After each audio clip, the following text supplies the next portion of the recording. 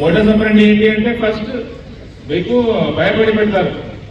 మీ account block అయింది, మీ Aadhaar card నంబర్లు వేరే సిమ్ అలాట్ అయింది, ఆ సిమ్ యూజ్ చేసి ఎవరైనా స్మగ్లింగ్ చేస్తున్నారు, ఇల్లీగల్ యాక్టివిటీ చేస్తున్నారు, మీ మీద పోలీస్ కేసు అవుతుంది, ఇట్లా చెప్తారు.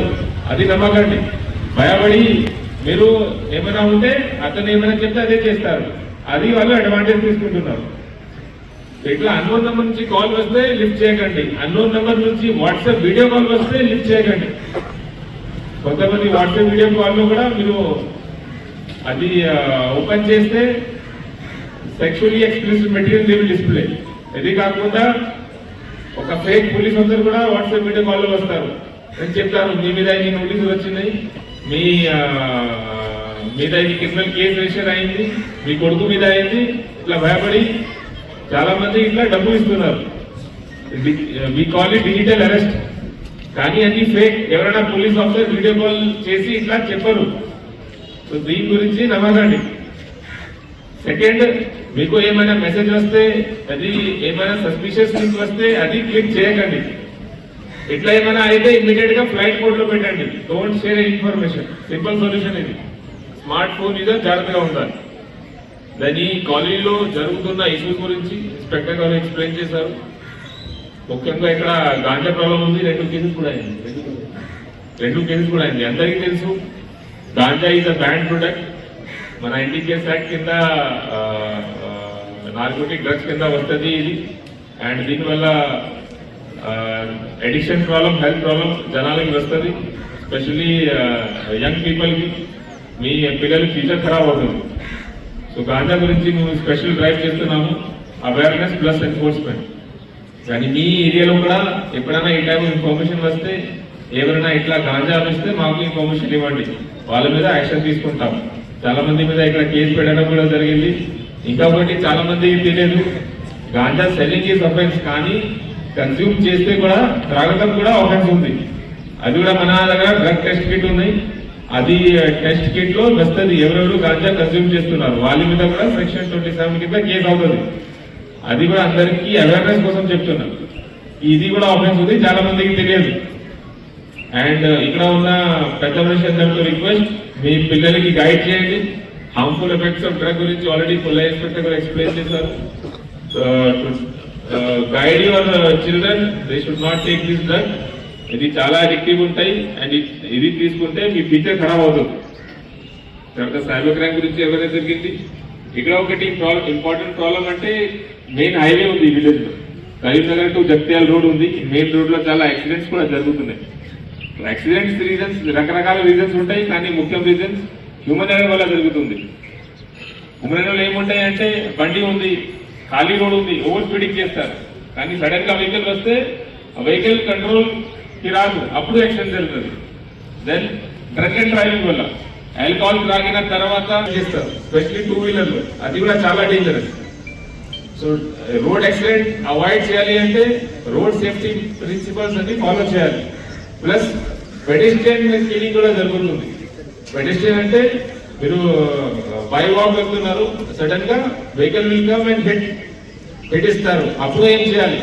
అది మెయిన్ రోడ్. ఇది మీ పిల్లల్ని కూడా గైడ్ చేయాలి. మెయిన్ రోడ్ దగ్గర వెళ్ళినప్పుడు జాగ్రత్తగా ఉండాలి. ఎక్కడ నుంచి వెహికల్ వస్తున్నాయి అది మొత్తం చూసి రోడ్ క్రాస్ చేయాలి. మీ పిల్లలకి ఫ్యూచర్ గురించి ఆలోచించండి.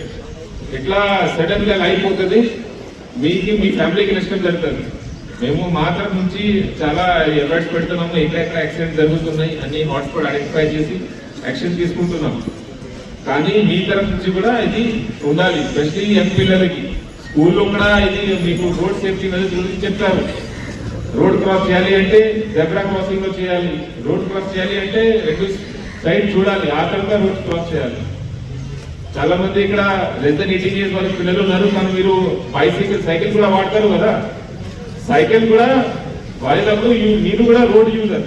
ఆ రోడ్ లో ఇంకా 2 వీలర్ 4 వీలర్ బస్ యూజర్స్ కూడా ఉన్నారు.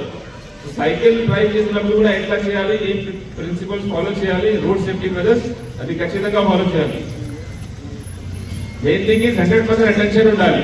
మీరు డైవర్టెడ్ అటెన్షన్ ఉంటే, మీరు ఫోన్ లో మాట్లాడితే కొంతమంది ఇయర్ పోడ్స్ పెట్టి they will listen to music. దీనివల్ల కూడా వెనక నుంచి వచ్చిన బండి సౌండ్ మీకు రాదు. ఈ టైం కూడా యాక్సిడెంట్ జరుగుతున్నాయి. సో రోడ్ లో మీరు ఉంటే 100% అటెన్షన్ రోడ్ మీద ఉండాలి. ఫోన్ లో మీరు మాట్లాడితే ఇయర్ ఫోన్ మీ ఇయర్స్ లో ఉంటే, లేకపోతే డ్రంక్ డ్రైవింగ్ చేస్తే ఆల్ థింగ్ డేంజరస్. ఈ ఊరిలో స్పెషల్ రోడ్ యాక్సిడెంట్ ప్రాబ్లం ఉంది కాబట్టి దీని గురించి స్పెసిఫిక్ గా నేను చెప్తున్నాను. ఇది కాకుండా ఈ రోజు జరిగిన ప్రోగ్రామ్ లో total I think 44 vehicles seize చేయడం జరిగింది. ఇక్కడ ఉన్న వెహికల్ ఓనర్స్ రిక్వెస్ట్, మీ దగ్గర ఉన్న డాక్యుమెంట్స్ అన్ని చూపించండి.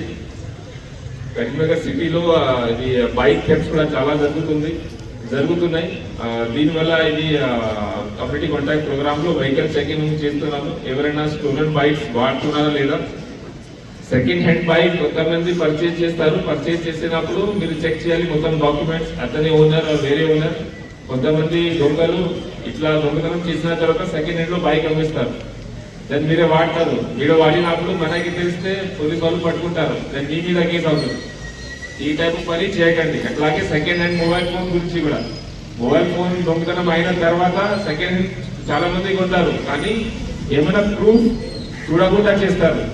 ఎట్లా చేస్తే కూడా మీకే లాస్ అవుతుంది, అది కేసు అవుతుంది, మీ మీద కేసు అవుతుంది. సెకండ్ హ్యాండ్ ఈ టైప్ ఐటమ్స్ పర్చేస్ చేసినప్పుడు అన్ని వెరిఫై చేయాలి. నా ఇప్పుడు మీ అందరికీ మాహితి ఇస్తా, ఈ కాలేజీలో జరుగుతున్న ఏమైనా ప్రాబ్లం ఉంటే ఇప్పుడు చెప్పవచ్చు. Thank you very much. ఇప్పుడు ట్రెండింగ్ లో ఉన్న నేరాలు ఇవి అంటే యూత్ కి సహజంగా ఎంప్లాయ్మెంట్ కొరకు సెర్చ్ చేస్తూ ఉంటాం. అది అట్లనే సమ్ లింక్ పంపించి మా దగ్గర ఈ టాస్క్ ఇస్తాం, దీన్ని మీరు కనుక అటెండ్ చేస్తే చాలా సింపుల్ టాస్క్ ఉండేది, అటెండ్ చేస్తే ఇట్లా డబ్బులు వస్తాయని చెప్పేసి మిమ్మల్ని అట్రాక్ట్ చేసి ముందు వాడి మాట చెప్పిన ప్రకారం చేస్తారు. ఆ తర్వాత మీకు తెలియకుండానే వాడి కంట్రోల్లోకి వెళ్ళిపోతారు. అది అట్లా చాలా మంది రోజు లక్షల రూపాయలు కోల్పోతున్న వాళ్ళు ఉన్నారు. అది దాంట్లో చదువుకునే వాళ్ళనే కాదని చదువుకున్న వాళ్ళు అసలు మొన్ననైతే ఒక అడ్వకేట్ దాదాపు 4 lakhs కూడా కొట్టుకున్నాడు. అది అట్లా ఇటువంటి సందర్భంలో వాళ్ళకు బలైన వాళ్ళు, లేకుంటే వాళ్ళ ప్లాన్ లో పడిన వాళ్ళు ఎలాంటి మన గవర్నమెంట్ లేకుంటే మన తరఫు నుండి ఎలాంటి ఇది చర్యలు ఉన్నాయి, దాన్ని ఇమీడియట్ కనుక మనము దానికి ఒక హెల్ప్ లైన్ ఇట్లా ఉండేది, దానికి అటెండ్ అయి ఉంటే మనకి కొంత లాస్ అయిన అమౌంట్ కూడా వచ్చే అవకాశం ఉంటుంది. దాని మీద సైబర్ సెల్ నుండి మా అన్ని ద్రవ్యాల అక్రమ రవాణా మరియు దుర్వినియోగంపై జరుగుతున్న పోరాటంలో క్రియాశీల భాగస్వామిని అవుతానని, వీటిని వాడడం వల్ల కలిగే దుష్పరిణామాల గురించి సంపూర్ణ అవగాహన కలిగి ఉండి నాతో పాటు ఏ ఒక్కరూ డ్రగ్స్ బారిన పడకుండా కృషి చేస్తానని, డ్రగ్స్ అమ్మకం కొనుగోలు చేసే వ్యక్తుల సమాచారాన్ని